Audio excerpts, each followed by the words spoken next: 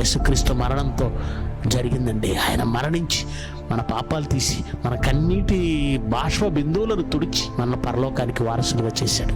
జీవజలములు ఆ రోజు నుంచి యెరూషలేము నుంచి పారుతూనే ఉన్నాయి ప్రపంచ దేశాల్లోనికి. ప్రపంచానికి పునర్జన్మ యేసుక్రీస్తు మరణం అండి. కనుక ప్రియమైన దేవుని పిల్లలు, ఆచారాలు మానండి.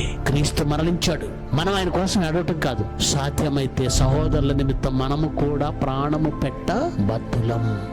వెళ్ళండి, సర్వలోకానికి వెళ్ళండి, సర్వ సృష్టికి సువార్త ప్రకటించండి. ప్రతి ఆదివారము ఆయన శరీరమని, ఆయన రక్తమని, ఆయన మరణాన్ని జ్ఞాపకం చేసుకుంటూ రొట్టె ద్రాక్షారసం ప్రభు బల్లని తీసుకుంటున్నావు.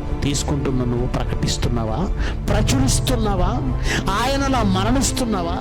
దినదినము ప్రభు కోసం చనిపోతున్నావా?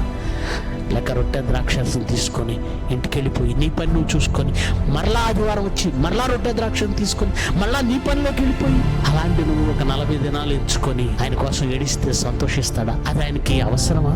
ఉపయోగమా? దాన్ని ఆయన మెచ్చుతున్నాడా?